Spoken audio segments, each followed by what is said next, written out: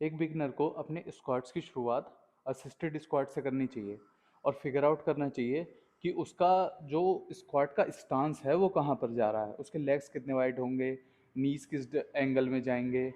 तो उसको पहले फिगर आउट करना चाहिए स्क्वाट्स लगाने से पहले।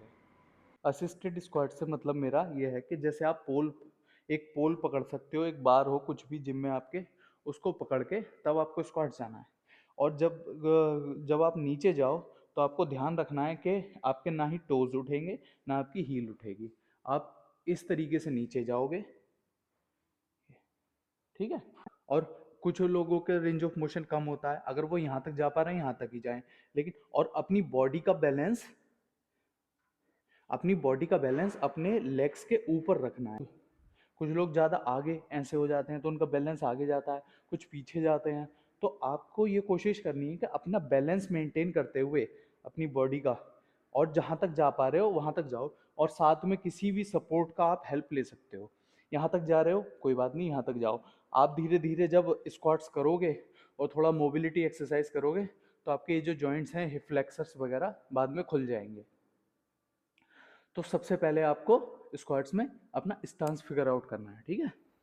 और स्टांस के लिए मैं बता दूं, आपको जो विथ होगी वो अपनी बॉडी की एनाटॉमी के अकॉर्डिंग, अपने जो जॉइंट्स हैं उसके अकॉर्डिंग आपको फिगर आउट करनी है। वो हर किसी की डिफरेंट होती है। मैं आपको ये नहीं बता सकता ऐसे कर लो, मैं आपको ये नहीं बता सकता, ये नहीं बता सकता। वो आपको खुद ही फिगर आउट करना पड़ेगा। लेकिन उसमें जो ध्यान रखने वाली चीज़ है वो ये है कि जो आपका पहले आपने स्ट्रेट कर लिया, उससे आपको थोड़ा सा एंगल ये बाहर की तरफ जाना है, ठीक है। सीधे नहीं जाने हैं और ज़्यादा ये नहीं जाने हैं।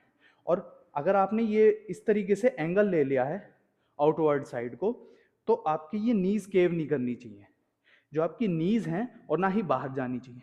ये नीज आपके जो आपकी टोज हैं उनके एंगल में जाती है, उनकी साइड में जाती है, ठीक है, उसी डायरेक्शन में।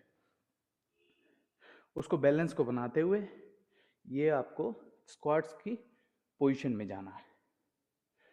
और एक चीज़ और ध्यान रखने वाली है, जब आप नीचे जाते हो स्क्वाट्स के उस स्टांस में, तो आपको ये अपनी बैक राउंड नहीं करनी है।